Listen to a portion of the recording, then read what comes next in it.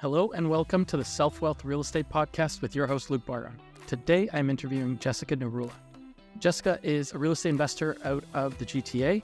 She talks about how she's investing in small towns like Cornwall, Ontario, and also about her experience in flipping houses in the GTA and more expensive markets.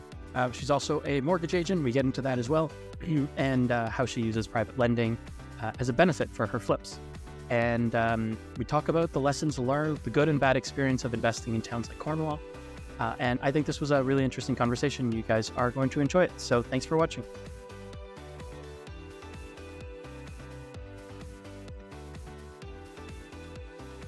Welcome, Jessica. Thanks for coming on the show. Thanks for having me. I'm excited to be here. So tell us a bit about kind of what got you into real estate and what did you do before real estate? So before real estate, I was actually a real estate paralegal for a few years. And then I think 2017 or 2018, I actually fully left that behind and started learning about investing in real estate. So as I was doing these transactions, I was a real estate paralegal. So I was like looking at all these numbers and checks going off my desk and was like, I'm on the wrong side of all of this. So that was like my brief introduction to the legal side of real estate. And then I used to manage that office. So I got really, well versed in on the legal aspect of taking care of the real estate transactions. And then, that was the start of my journey as such. Well, I have a legal background myself, so kind of Yeah. near to my heart. It's a bit of a legal side to bringing a bit of professionalism to the real estate world, which sometimes isn't the most professional world. So, yeah. Oh, that's an understatement. Yes. It is. But it doesn't have to be, and therefore there's a wide range of what you see out there. And I think the last couple of years with the market shift has actually a little bit. They say when the tide comes out, you see who's swimming naked. You're seeing a bit of that now too, and those who are kind of running more sustainable businesses. Yeah, we're seeing a lot of coaches. That's what we're seeing. Yeah, heard some things. Yeah, so let's keep it. All right. So how did you? So you were doing that. What was your first deal like? How'd you get into real estate? Yeah, so I would say I wasn't born here. So I was born in India. So when I came here, I was 14, and no one in my family really does real estate. My parents were amazing to bring us here and give us all the opportunities. And then they bought their first residence. We used to live in a basement for a long time when we came here. But I saw my mom kind of, we bought fun, we kind of upgraded, and then I realized when I was working my 9 to 5 and things like that, and I saw my parents still, working their 9 to 5s and hustling essentially. I realized there has to be more to life, right? And when I was at my paralegal job, I had asked my boss for a 3-week vacation, and he was like, "No, we can't give you that. It's too long. We need you to manage this." And I'm like, "Okay." And there's just something didn't sit right with me where I'm like, I'm asking somewhere else for my own 3 weeks. And I'm like, it just something didn't sit right. And then I just like most people, I started with Rich Dad Poor Dad, of course. That's just the go-to. The book or the coaching program? So not the full coaching program, but they had a 3-day workshop. So I went with my mom actually to, now that I think about it, to the seminar, the free one. And the free one. And then they have a $600 or something 3-day seminar happening. My mom was like, "No, just do it. Just do it." So she kept pushing. She pushed me. It was amazing. And I did the 3 When you were at the 3-day seminar, did they teach you how to increase your credit card limit so that you could pay for their additional coaching program? Yep. They pitched that so many times even during the 3 days. And they gave us this flimsy ass booklet and with these million strategies that I was like, half of them don't work at the moment at all. Not half, 90% of them don't work at the moment. And this is not me pooping on Rich Dad. This is all of the coaching programs have a similar model, free, almost, I won't say all of them, not a lot of the bigger programs. They have a free program, usually in a hotel, convention center or something like that. They fill a room, it's free. You go, they tell you about all these amazing opportunities and how they have some program that they'll help you get lending to and this and that. Yep. And then you're like, well, that sounds really good. And our weekend 3-day seminar is usually, $2,000, but we have it on special for, $300 to $600. So you go to that. And then, of course, what they're trying to figure out there is $30,000. who they can convince to get into their $30,000 coaching program. And if you can't afford it, they can teach you how to call your credit card company to increase your limit so that you can pay for the coaching program on credit cards. And I know a lot of people who have gone through the Rich Dad program. I would say the majority of people don't do much with it, but the people who do, there's plenty of people who have done really well with it. And if that can be your start, that can push you in. I don't see anything wrong with the coaching program itself. I do find it kind of predatory it's hard to get into real estate after you take on $30,000 of credit card debt to pay for a coaching program. So that side of it, I don't agree with, but otherwise, I'm not shitting on the coaching program. No, and I think I've realized over the last few years, again, not been investing for too long, right? It's been the last maybe 5 years. This is my first market cycle, and I'm very open about it. This is my first market cycle. I agree with the predatory aspect, but I also feel like the individual, how mentally prepared are you to actually do what they're telling you to do? That's a whole another thing, right? People can tell you whatever they want. They can give you, even if you have the best coach, he can give you every step possible. But if you're not in the right headspace, if you don't believe you're actually going to do it or you're able to do it, honestly, you're not. Let's be real. It doesn't matter who your coach is. So, and some people just want to do the coaching program because it's easier to do training than it is to actually take action in real estate. And you learn the most from taking action. There's a balance of mindset and learning. And I do feel like the programs like Rich Dad, I think there's ways to get that training significantly less expensive. There's a lot of free training out there. Yeah. There's a lot of one-on-one coaches that can be more useful. But there is substance to the training, whereas there's some raw coaching programs or groups that are more about mindset, which if that's what you're missing, but you have the substance, that can be good. Yeah. But for most people, they need a bit of both, right? So if you have the mindset and you don't have the substance, a coaching program, something like Rich Dad or less expensive options or self-education can be a way. You get the education. If you've got the mindset, you can go in and do it. Yeah. If you don't have the mindset, but you have the education, you can do one or the other. You need a bit of both. But I think it can help to get in, but you don't need the training. But I know that the quality is good. We had Elizabeth Kelly on the podcast previously. She was a trainer with Rich Dad previously. She does coaching on her own now. But they have good coaches in the program for many of them who know what they're doing. And obviously, because they're making money off of it, they also have to coach stuff that maybe doesn't work as well now or isn't as feasible now. Yeah. I think it's also if you don't have the clarity of what you need, you're in a just people need to know if they need mindset or if they need substance or if they need both. If you don't even know what you need, you're going to start hopping around different things. And I'm guilty of that, right? It's the shiny object syndrome where it's because you internally don't have clarity on what direction you want or what you're missing. You won't know what to seek or you won't know where to seek those answers. And I think for me, the game changer was, especially in this economy, instead of pointing outwards, I pointed inwards. For me, I'm responsible for my choices and my decision, and I take full responsibility for it because that's where your ownership and self-integrity starts, I think. And it's if you keep blaming the entire world, you're playing the victim card for no reason.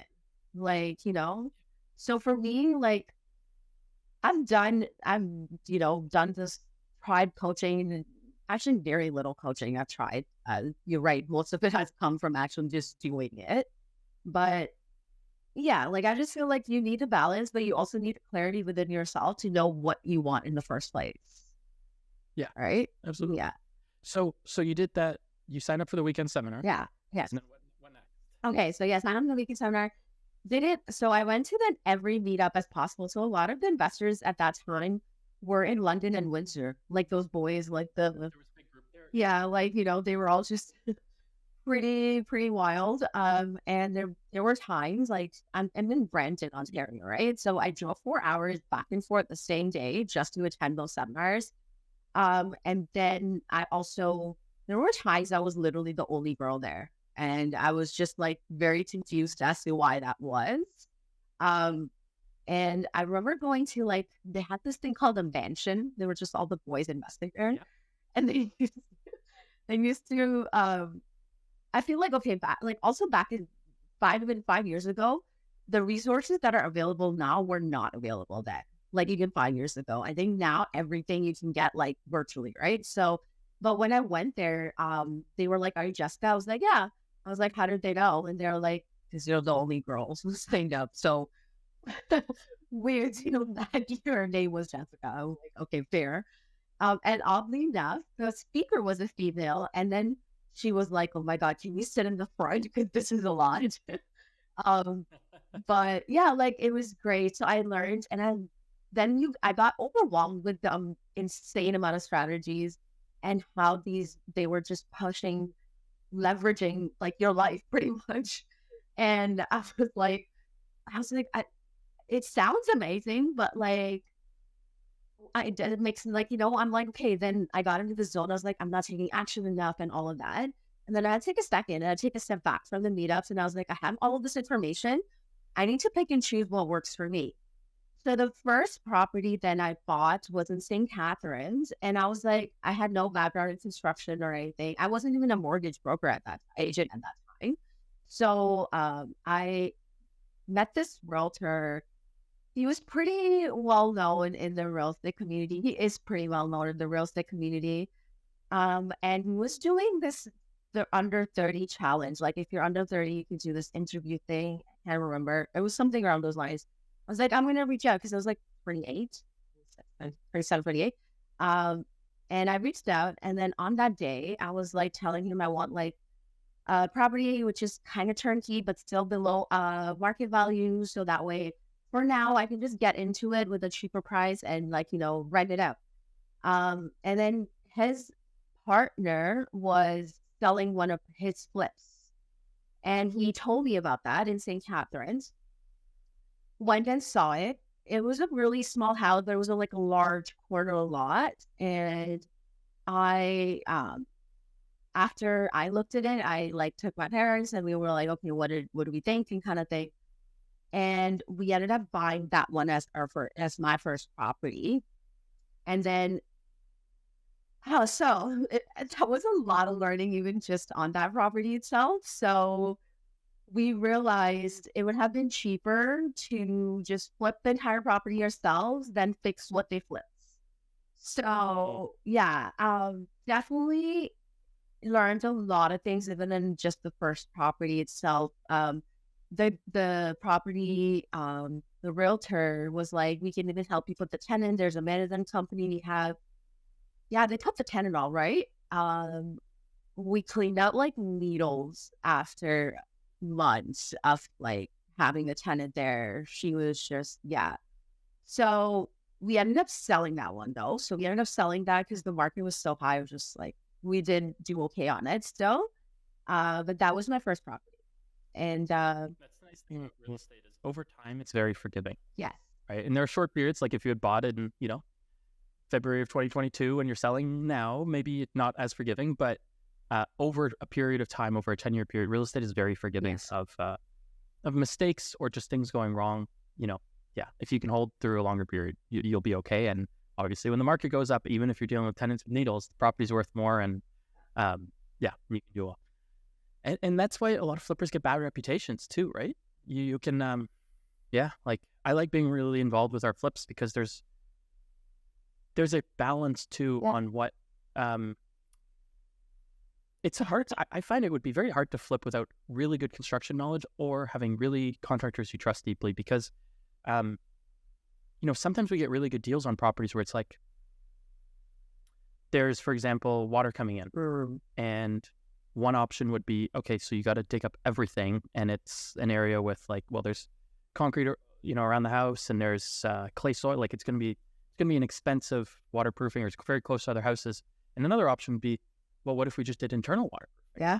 That stops the water from coming in. It's legal and it actually fixes the problem as well. Like external waterproofing is better, but internal waterproofing is completely good to not have a water issue.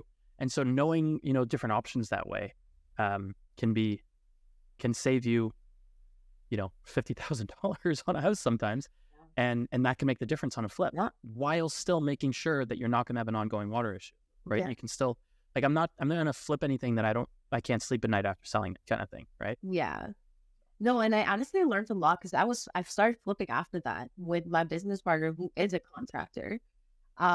So yeah, and I learned a lot. I was like, honestly, we both agreed on one thing. We're like, we're gonna give a quality product, obviously while keeping your budget in balance. Like you said, it's about a balance where you're not like going overboard, where you're losing money, but still, like you said, I want to be able to sleep at night and have integrity that I sold a good product. It's just the basics of it. And my partner was the same, like on board about it too. So that was nice. But yeah, definitely learned a lot from the first one. One thing I like to think about is if what's fixing a structural problem, right? It's we could do more sometimes, right? You can redo everything or you can fix this. And the question to me is, 50 years from now, is this still stable and strong? If the answer is yes, then I'm comfortable with that fix. If it's like, no, it's going to have to be fixed again in 10 years, then okay, then that's not enough. We're going to have to fix this better, right? But if I can confidently say we're good 50 years from now, let's do it. Yeah, that's a good rule, actually. I'll keep that in mind too. That's the way I think of it. Yeah. So yeah, this is the same partner we were talking about earlier, right? Yes, Terry. Okay. Yeah. So from what you were saying, you bought your first flip off of my wholesale business. Yes, I did. So we bought a property in Ajax, I think. Yeah, not I think Ajax. And I remember, like that one was our first flip together. So it was like I met him at a meetup too. You used to co-host the Rise Network with Austin. Yeah. So I met him at that meetup and I had my mortgage license by then, and I was like working with a lot of private lenders and things like that. So our partnership was like, okay, he's going to take care of the construction. I'll kind of take care of the financing, the legal paperwork, all of that fun stuff. So yeah, like then it kind of gave me the peace of mind, like you said, like if you don't have construction background or a partner or a good relationship with a contractor, that stuff will take you down. And I feel like it was the only way I would have ever flipped. If it wasn't for the business partnership, I wouldn't probably ever got into flipping at all. Yeah. I think that makes a lot of sense. Yeah. Yeah. Is that property going to be covered in your best and worst deals? No, not. It was one of the great. It was a great deal, but it wasn't. Okay. Let's talk the numbers on your first flip. Which, if it was a great deal, that doesn't always happen on a first flip. But it sounds like you had some negative, university of life kind of experiences on previous deals. So tell me about this flip. Do you remember kind of the numbers or how you did on it? Yeah, like we did pretty good on it. I think we made so we also did 100% on the people's money. So we did private and then we did promissory notes on the rest, essentially. So we used like credit card, all of that stuff. And like we definitely underestimated the construction cost, but the market was like, it was the COVID market. Like you couldn't, like it was just helped us a lot. We bought it for, I think, if I remember correctly, it was like low sevens or high six. And then we did about 60,000 worth of reno. We had an investor who was giving us the promissory note money at like 10%, which was insane. And then our private lender was at like 9%. So we also got an appraisal done. So we were actually able to get, at that time, lenders were obviously a lot more forgiving too. We were able to get 80% of the appraised value because the appraisal came back higher. So the appraisal came back about, I think, $40,000 or $50,000 higher. So we were able to get 80% of that, and then the rest of the promissory note. It took us about 6 months to renovate and get it back up on the market. And then we, I think, sold it for high 800s. Yeah, so we did okay on it. We did, for our first split, we were like, yeah, we didn't lose money. We're happy. Because we did learn a lot, right? It was our first flip together. It was also our first flip, like together in our partnership. We had never worked together before. So it was a lot of like learning on just how we both work, how flips work in general, right? Because he had done a few, not necessarily flips, but more conversions. So they were still holds in like Hamilton. So we both were like new to like the flipping aspect, essentially. But yeah, I think we made about $60,000 to $70,000 profit after we paid the lenders, like boat lenders, essentially. Nice. That's excellent for a first flip. Yeah. I mean, excellent for most flips in general. So yeah, I think the market really helped. I'm not going to lie, the market was very forgiving in the last, like when we were doing it. It was the 2021, 2022, no, 2020 and 2021 years, right? So it was very forgiving. I mean, and part of that is like you were buying it at a discount, and I'm not just saying this because you bought it from my wholesale business, but even if you had bought it on the MLS and gotten a good deal, found a different way, found a private individual yourself, it appraised for $50,000 more than you paid. And appraisals for lending are typically conservative. So it might have been even worth more than that. But basically, you made the entire money on the buy, pretty much. Yeah. And that it was more about being able to realize on the profit because you still need to make enough improvements because you have all the transaction costs. So you have to be able to do that. But yeah, you make your money on the buy. Absolutely. Yeah, 100%. And like, we actually because that was a porterhouse that we bought. And I remember the first day, it was like an older couple that was moving out. And the first day, my Terry was like ready with all the demo crew guys there, everything. And they had to move out. And they had to move out. So Terry and the other guys and myself, we were all helping them, first of all, pack up and move out in the first place. So we were like, what? But it was just part of like a wholesale deal, like is the reason you're buying it. And then we also then like needed permits that we didn't realize we needed, just because in Ajax, we didn't do anything major structure, but we did open up the area. So apparently in Ajax, you still need permits for that. Especially if it's load bearing, you technically do, yeah. Yeah. So there's a balance. Like if you really trust your contractor, have an engineer sign off on it, and don't get a permit, I'm not recommending that necessarily, but it can still be worthwhile to do it without a permit if you really, really, really know what you're doing and trust everyone involved. But it would still be better when you're selling to be able to show you had a permit to do it, right? Yeah. It still gives more confidence to the buyer. So, depending on the cost of all of that, it's worth getting a permit if you can. Yeah, we definitely got a permit because we had an inspector walk by. We had no choice. Because we saw the demo, like there was a whole demo truck outside, right? Like, what do you call it? The bin was outside. Yeah. Because we were demoing. So, like, people, like, it was one of those neighborhoods that, like, runs nosy. Yeah. Yeah. Which is fine, honestly. We were like, okay, but it caused a little bit of a timeline delay. So, like I said, we made profit. We learned a lot, definitely. And I would say for those listening, you don't need a permit for every flip. Yeah. If you do what's called a re-and-re, they often call it, like, I guess, remove and reinstall. I think that's why they call it a re-and-re. That's just what contractors call it. So, for example, you take a bathroom, you pull out the vanity, you put a new vanity in. Yeah. You pull out kitchen cabinets, you put new kitchen cabinets in. You pull out flooring, you put new flooring in. Those don't need permits, right? If you're just taking out what's there and putting back the same thing, you don't need permits for it. And obviously, different municipalities have different rules, but that's pretty standard that, like, you can redo a bathroom without permits if you're not moving the plumbing or things like that. So, yeah, I agree. Awesome. So, at what point was this, before the flips or after that you got into your next like rentals and started building your rental portfolio? It was after the flips. Like so me and Terry flipped about 3 properties together. So we did 2 of them were bought from you guys. And one was another wholesaler. All 3 we made profit on, which was great. Market was great. And then we actually stopped flipping at perfect time. It was end of 2021. So we ended up selling our last one like early January of 2022 before the rates went insane. And then so then I started getting into Cornwall. We still work together, but like on the mortgage side, we just weren't flipping together. So the buy and holds, we were working with different people and things like that. So I ended up getting my first property in Cornwall in 2021 as well. So like by the end of our flipping kind of journey. Yeah. Nice. Okay. So Cornwall, you have a few properties there now? Yeah. Like I bought, it was a duplex, 2 townhouses, and a 5-plex is what, we actually just sold our duplex. We just saw a return on it.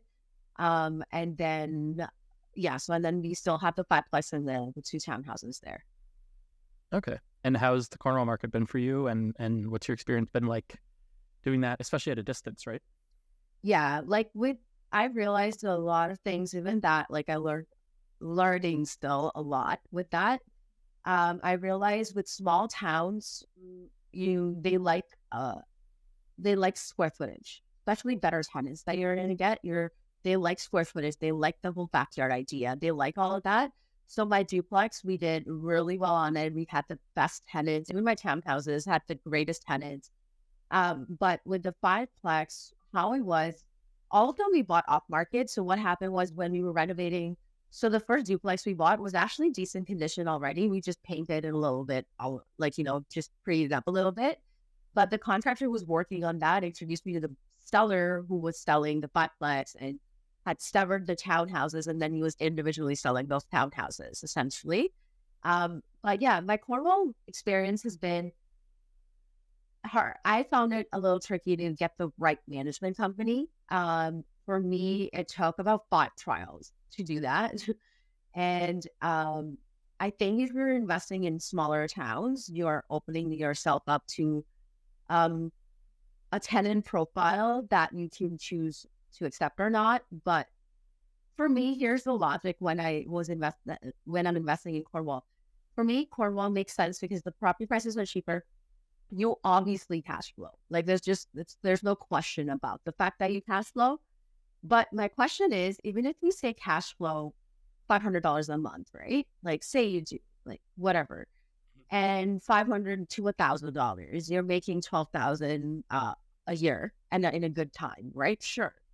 I just feel like you're at a risk, which is anywhere, but I find that a little bit higher in Cornwall personally, where the population is not ready for the rate increases they're seeing there at the moment. So that you're seeing a lot of variety of tenant profile there, right? Who's just trying to get into the property when there's no way they can really afford it. So they can't afford anywhere else. So they're trying to get into your property. Yeah. Exactly, right? So that's why it's like I'd rather keep it vacant at this point than have a tenant for the sake of having a tenant. But for me, say you do cash flow at 12,000, you get one bad tenant or one big repair, and there goes the cash flow, right? Like one hot water tank, roof, like take out major expenses. For me, I know it's a bit of a guessing game, and a lot of investors shit on the whole appreciation only thing, but I'd rather buy it in bigger towns and maybe break even. For me, that at least I'm like taking a bigger tenant profile and a higher tenant profile in consideration. And also I have access to those properties a lot easier. So for me, what I learned from Cornwall is like great area because there's a lot of development happening there. They're doing the whole Whitewater Kingdom there. There's a lot of great, like a lot of things that are helping the market a lot, to be honest. And long term, you're going to make insane amount of money. For me, I'm too far for it. I haven't truly I have finally found the right property management, but I just feel like I also had like a non-paying tenant year to get them out in my 5-plex. So, and then, just for me, I felt like with the landlord and tenant board in Ontario, with tenants in general, I personally feel like I'm like on like a little eggshell all the time. Right. And I just personally internally don't like that feeling in general. So for me, it makes like, yes, it's great cash flow. Yes, it's great. Perfect. And whoever wants to do it, go for it. Right. For me personally, I rather have peace of mind. And there's so many other ways that you can invest in real estate that actually are more passive and also probably will give you less headache. So I'm like, if I'm going to choose those ways at this point. Are you a savvy real estate investor looking to maximize your profits? Well, if you're buying properties off the MLS, you're not making as much as you could. The most lucrative way to boost your bottom line is by acquiring investment properties off market. By buying privately off market, you're able to save tens of thousands. Now, the problem is finding off market properties is really hard and takes a lot of time, effort, and money to do. Bliss is your number one source, delivering exclusive deals that you will not find on the MLS directly to your inbox. Bliss's extensive network and insider connections gives you access to properties that are not publicly listed and at a discount. We've helped hundreds of investors across Ontario and BC source the right properties at the right time for their portfolio. Buying assignable purchase contracts through Bliss at a discount helps facilitate higher returns, lower competition, and deals that align perfectly with your investment goals. From start to finish, Bliss's world-class team of real estate professionals makes the process seamless for all investors. If you're ready to elevate your real estate investment strategy, visit us at offmarketbliss.ca to join our buyers list and start receiving exclusive off-market deals directly to your inbox. The most profitable opportunities await, and they're exclusive to you and our valued buyers list members. For your next project, check out Bliss, the go-to source for off-market deals. Yeah, no, that makes sense. I mean, I talk, I think, often enough on the podcast about risk-adjusted return. And a version of that is when you're running your pro forma for buying a rental property, a lot of people, they look at vacancy. Mm-hmm. What often gets grouped in with vacancy, but people seem to forget, is it's often called vacancy and bad debt. Bad debt is tenants not paying, taking a long time to get to landlord-tenant board, and you can't collect. So when you combine vacancy and bad debt together, in some cities, you see the vacancy rate's 2%, so maybe you should be running a pro forma at 5% vacancy or something like that. But in other cities, and specifically on maybe rougher properties, rougher areas, things like that, you actually maybe should have a 25% contingency there. And then see, do your numbers still make sense there? When you're taking account vacancy and bad debt, when you're properly taking account the risk-adjusted return of that market, does that still make sense? And it might. But the question is whether or not your pro forma, you can't just go from, I don't know, downtown Toronto, nice area, Roncesvalles, for example, you have a single family home and you're like, yeah, I'm putting a 3% vacancy here. And then go to Cornwall and say, I'm going to put a 3% vacancy and bad debt here. That number doesn't match. So you have to make sure you adjust for the risk in the market and then evaluate if the numbers still make sense. And I think they can. And I think it can still be a good way to get in because you can get in at much lower numbers than, for example, Toronto. But you have to evaluate whether that risk is worth it for you. Yeah. And I think, again, I go back to this clarity thing because that was something that I really realized was the key. What is it out of real estate that you want? What lifestyle? What is your purpose? Why are you investing in it? Just for the sake of someone is telling you to buy an insane amount of doors, is that the purpose? Because that's not the right purpose. But regardless, why are you investing? I was looking for freedom, lifestyle. There's certain aspects that I wanted in return for me investing in real estate. And I was like, if I'm not getting those things, then it's time to pivot and reevaluate, right? And your why and your purpose might be completely different from mine. And Cornwall or any other place might work perfectly for you, right? So I just feel like if you know why you're investing in real estate and reverse engineer from that aspect, I think you'll know what strategy also works best for you because you'll know what you want out of it. It's as simple as that sounds. It's I think we just make it so much more complicated and get overwhelmed with the 3,000 different strategies that people talk about on Instagram, essentially. Yeah, absolutely. Moving on, you mentioned you have you're a mortgage agent.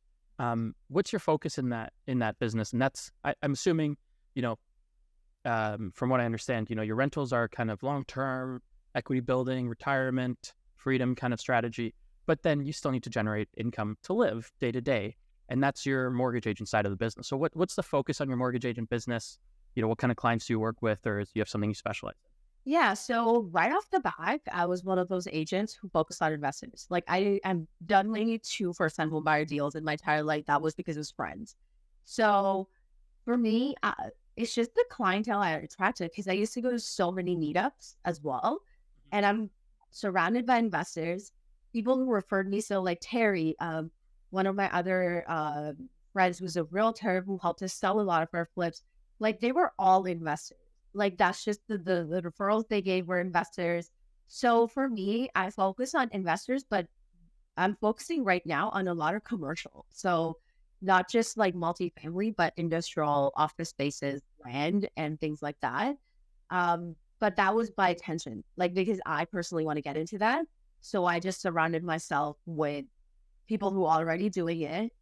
So it's like, yeah, they'll need the financing aspect, but I'm also like learning with them essentially, because that's like where I want to pivot to essentially as an investor as well. But also now I'm getting my broker's, I'm done my first phase for my broker's license. And then probably going to have my broker's license by February. So I will be able to start my own team and have some systems set in place, like, grow the mortgage business as well and work with like people I truly align with and I truly work with. That includes both other agents, but also clients as well. Right. So, yeah. Okay. Nice. Very nice. And do you do a lot of private lending? Like through your business and stuff like that? Oh, that was like 90% of my business, private lending. Like that was the major part because I was also using my own lenders for my own flips, right? So that was the major part of what I was doing. And now I'm actually working on like very starting stages of like starting a little fund just because I see right now lenders are really picky at the moment. Like it's not like the 2021, 2020, 2020 essentially that lenders were just giving out money, private included, right? So now they're very picky on what they're doing and criteria and all of that, even private lenders. So because I have some kind of understanding of real estate, like I've done it, I see some deals that I was like, obviously this is a great deal. Like it just makes like, even in this market, it's a great deal. But for them, it's still too risky. So I want to be able, and I still get them funded somehow. Like there's still people who are doing it. But I just feel like if I was able to create a fund and like invest in certain kinds of deals that I truly like, feel like are actually great deals and, work with certain investors. Sorry. I would love to do that. So yeah, I'm like working with like lawyers and stuff, very starting stages of getting to know how that would like properly legally look like in terms of a fund. Yeah. Yeah, I think a fund can be, if that's what you want to focus on, a fund can be a really good model to be able to pool that and invest those and make a return for the investors and also, obviously make money. Yeah. I think it can be, if you know the real estate side of it, which you do, you can vet projects better and things like that. So that can help people out. I think that's great. Let's move on to the next section of the show where we talk about the best and worst deal or your favorite and least favorite deal that you've ever done. Okay. So why don't we start with the best deal that you've ever done? Okay. So the best deal was actually the duplex I bought in Cornwall, which we already sold. So that's why I was like, it's a finished deal. So I can like give you better numbers. I wish I had them in front of me, but I still remember because we only sold it in March of last year. So it's still like recent. And we sell 2023, which also was like not the greatest time in the market. And we still did really well on it. So we bought it at 220. It was a duplex that didn't actually, similar to what you were talking about earlier, like it didn't need a lot of work. It was pretty turnkey, like a little bit of paint flooring and like upstairs. And it was a legal duplex and it wasn't a basement. So it was just like main floor and upstairs, which I personally liked. And there was a basement, but like mostly for storage. It had like a large backyard. It was in a good area of Cornwall. And that also is somehow linked to you because I bought it from my brother. So that was my first property. We had the best tenants in both the units at all times. Like my bottom unit had like this motel owner from the US who was moving here and they wanted to move in with their parents and they were like, we only want it for short term. But I really just like, I was like, no, I got a good feeling about them. So I ended up renting it to them. And the day when they left, they subletted their lease to someone else. When that someone else left, they also found the tenants themselves. It was just like that loop of like great tenants. And that was great. And we sold it in March 2023. So that I bought for 2020, for 220 in 2021, like end of 2021. And in 2023, we sold it for 385. While it was, while it was only a year and a half, really. yeah. And then we still did we made about a 40% return on it annually, annualized. And then It was cash flowing during the time you owned it. yes, exactly.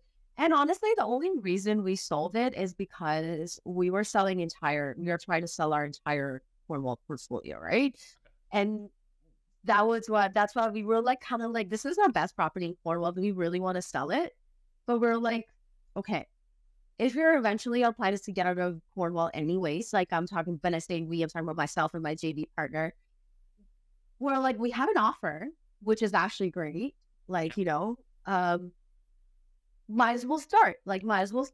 It will give us the cushion to kind of, when I'm talking about like my least favorite deal, that to cushion the least favorite deal, essentially. Okay. So yeah, that was like definitely one of my, and it was rented total, if you want to know, was for 2,700. At 220 purchase, that's not bad at all. Yeah. At all, yeah, it was great. And then the tenants were paying all the utilities, including the water, which is rare in Cornwall. Okay, nice. Yeah, so it was separately metered for the water as well? Yeah. Oh, that's awesome. Yeah. I mean, because you can always bill the tenants back with one meter, but I personally don't find that hassle's worth it. Some people do it. Yeah. Well, it was on the Geo warehouse too. Like it was set as like A and B units. It was a legal duplex. So it was just set up with two separate units, two separate addresses. Like mails used to come separately. Everything was just set up like that. So did you have to do much rent? I know you said you didn't have to do much rent, but do you know about about 15,000. 15? Yeah. Okay. So 1.5. So yeah, definitely a good return for holding it for a year and a half while the cash flowed. Not a lot of headaches. Yeah, that sounds like a great deal. Very simple too, right? Yeah, it was like that, like when you get a first dog I don't know children, but like that first child that's like an angel, and then you're like, you think that you can have more, and the next ones are like, what did I just do? Yeah. I was talking to someone who was telling me that it was they're like, oh, my first child slept so wonderfully, slept through the night almost from the beginning, all this stuff, and then my next child didn't sleep through the night till they were 3. Like, yeah.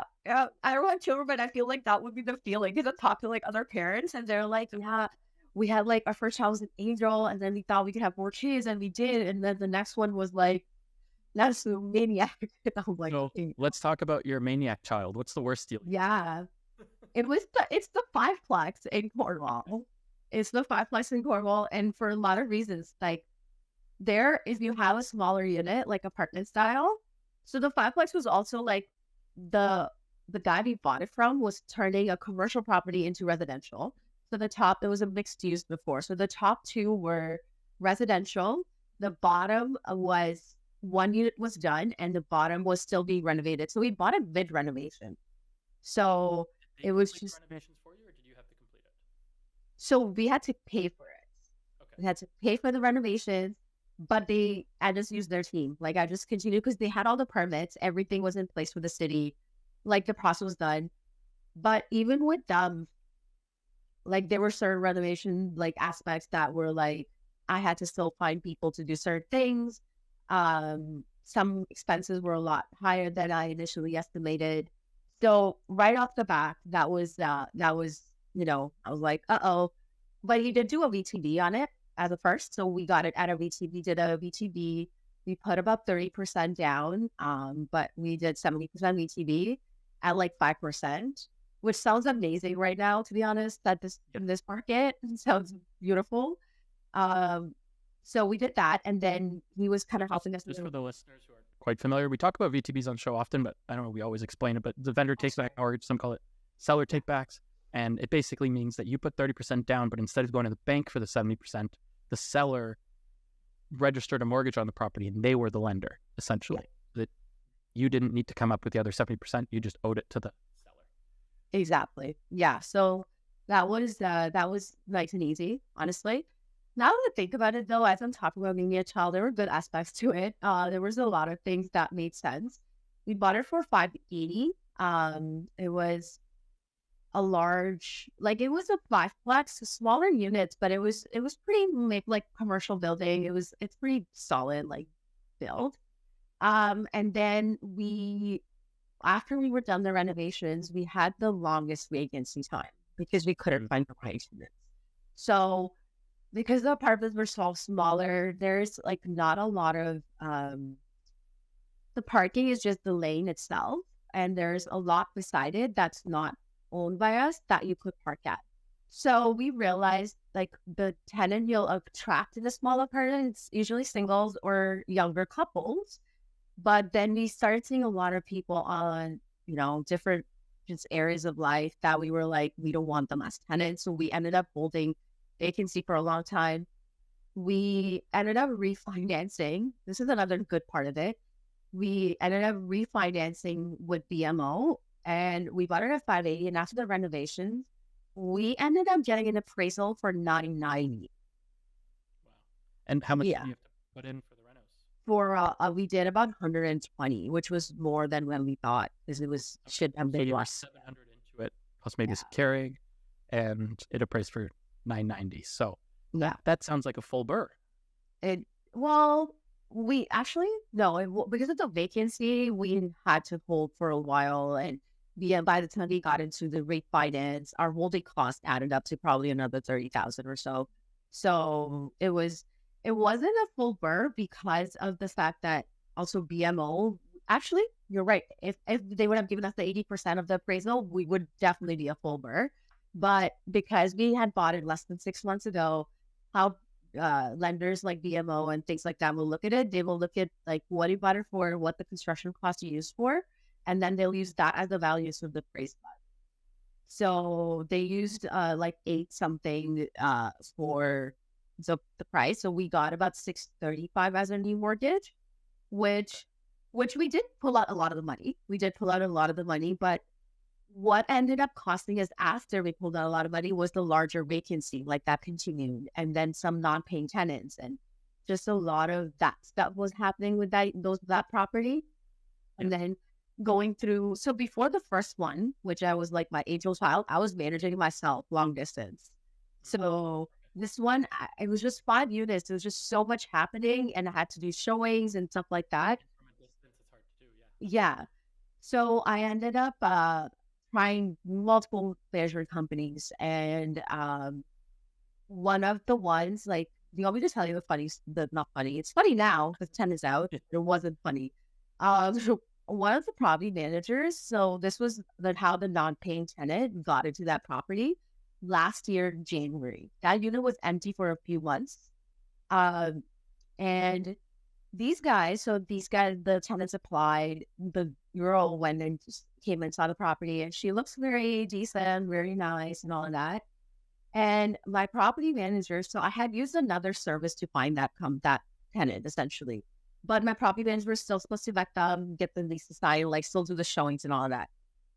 The first day they showed them the property, they ended up giving them the keys of the unit before you even got the deposit.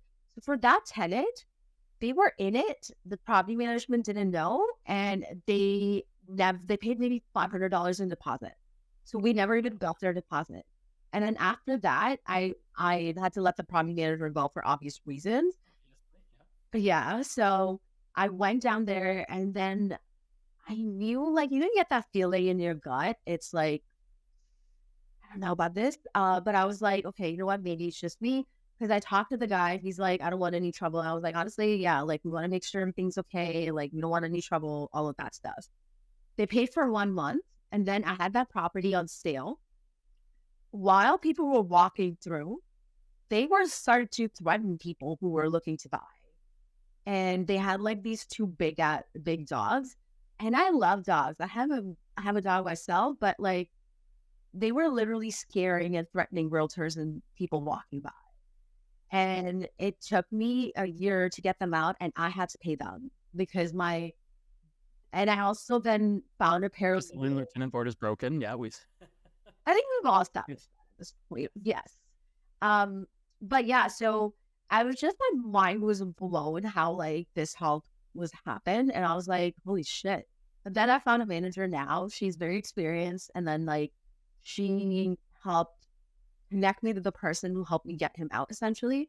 So I went through paralegal, spent costs on that. The first paralegal was another story as well. So that's why it's just like the consistency of just things like what is happening. And like one thing I really was thankful about is my JV partner wasn't a person with their last penny that they invested in. He was an established, like experienced person himself. And he, like he was like able to help us like sustain the property and still is, because right now we have 2 units empty. We finally got the guy out. We were trying to find, actually, do you know someone who can help rent away there? Yeah. Like, okay, but that's a different conversation, right? Yeah, so we just got the non-paying tenant out in December, essentially. So where we said he was his stuff was still there about December 15th. So then Christmas, New Year's happened. No one's working down there. Let's be real. So we're at a place now where we're trying to like, we have people who are ready to, give us quotes, and we're just getting all of that sorted out. And then there's a 2-bedroom unit, which is semi-furnished there. That's there now. So I'm just like, honestly, we're now at a place where me and my JV partner are like, okay, let's bring this property back to life and make it less of a menace to the child. So, maybe it can turn into an Angel's Files. You never know. So it sounds like the numbers aren't terrible, but it sounds like a nightmare of just a headache to deal with. And the distance doesn't help. And the fact that you're still newer in Cornwall, so you don't have all those established connections yet. So unfortunately, sometimes it takes you kiss a few toads before you find the prince, kind of thing. And you've unfortunately found lots of toads along the way. And it sounds like a few prince or princesses as well. Yes. So, that's when you start building that roster of like the good people, and then you can refer other good people. But that does take time, and that's why it's hard to take on big projects as, for one, a new investor or a new investor in a new city. It's simply a struggle I get with, renovating properties in Vancouver, for example. It's hard. It's far, and I don't have as good connections, so it becomes harder to do some of that stuff. But yeah. So what lessons would you say you learned from this property?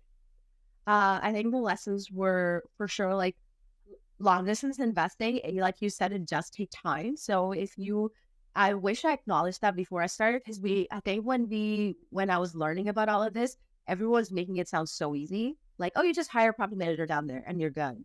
Right. So for me, I wish like I was like, I took full responsibility of my choices. So, I underestimated the time I will take to establish a relationship and create a proper team down there. So one thing I wish I did was, do that and acknowledge that time and was prepared for that time I had to put in. And then also smaller towns like square footage. So if you're going to buy smaller units, make sure you are buying in cities that have a demand for it. So acknowledge the demand from the right people and get clear on your target audience. And also in terms of like, make sure like certain things like laundry and things like that are now important things that a lot of tenants need and want, including I would want that too.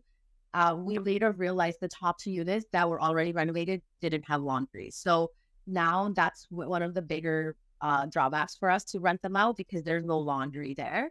So I would say one thing I learned is like, if I'm investing in a new market and doing long distance investing, which I will, because it's just, it is part of my long-term plan as well.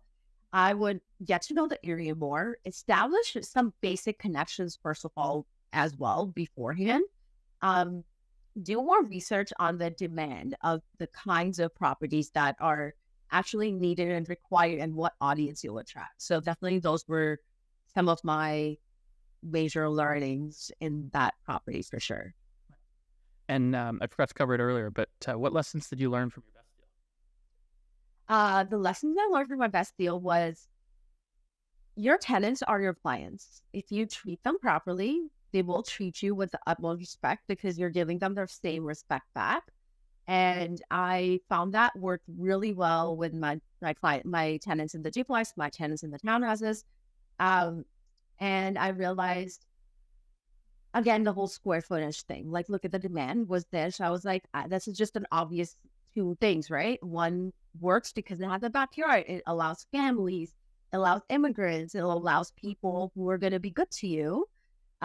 Whereas, apartments may not in smaller towns. It's not Toronto, right? Everyone's not used to a box. So. Yeah. Well, I like that because it's kind of, when you combine these two deals together, you learn some of the lessons are learned because you're seeing the difference on how the two of them operated, right? So I think that's really good. But let's move on to the final section of our show where we have our round-off questions. So first of all, what has changed about your approach to real estate investing with your experience? The one thing I'm really focusing right now is reverse engineering my purpose and why I invest in real estate, and getting clear on that and using strategies that actually add to that aspect instead of getting caught up in the shiny syndrome aspect of it, for sure. Yeah. Okay. Yeah. If you could go back in time, what's one piece of advice you'd have for a younger you? One piece of advice I would have for my younger self would have been, don't run for that doors number and don't get caught up in what everyone's doing, because there's a reason for the pace. There's a reason for what you're doing. And I know people who've done 200 doors and have now gotten into trouble. So I'm like, when I was younger, so I would have been like, it sounds so cliche, but the comparison, really honestly, you're not faster or slower than anyone else. Acknowledge you're an individual. Your unique skill sets are completely different from someone else. So look at what your family and your lifestyle needs, and then reverse engineer that. And also focus on your active income, focus on cash flow, not just from your rentals, but focus on how you can create actual cash so you can invest with more comfort, and also be wary of just over leverage. Play the leverage card at the right time, right place, I think. Okay. Finally, what is the most overlooked or the most overhyped investing strategy right now? Arbitrage in Canada. Airbnb. Yeah. Actually, not arbitrage, just Airbnb, but in Canada. I just feel like Airbnb in Canada is overhyped, especially on your normal residential buildings. Yeah, it's oversaturated on in the city homes, right? Yeah, in the city homes, and it's like, how the government's going to play. Like, if you're going to do Airbnb, there are still opportunities. Again, Airbnb is just a brand. If you're going to get into hospitality, is what I mean. If we're going to get into that aspect of it, there's other ways you can do it in the city, in Ontario, that are not going to be as stressful because you don't know when the bylaws are going to change. Mm-hmm. Yeah. So I just feel like that. I feel like people get hyped up in the cash flow, which is great. But I think right now it might not be the best strategy in Ontario. Yeah. And that makes sense. Okay. Jessica, thank you for coming on. Where can people find out more about you if they want to work with you, potentially invest with you, or if they want to work with you as a mortgage agent, mortgage broker? How can they find you? Yeah, I think Instagram is our new business card. So you can just reach me on Instagram. Just DM me. My handle is JESSN.invest, and you can definitely reach out to me on there. I always reply for sure. It might not be right away, but I definitely do. Awesome. Okay. Thanks so much for coming on. I think people will have gotten a lot from that, and really appreciate it. Thank you so much for having me.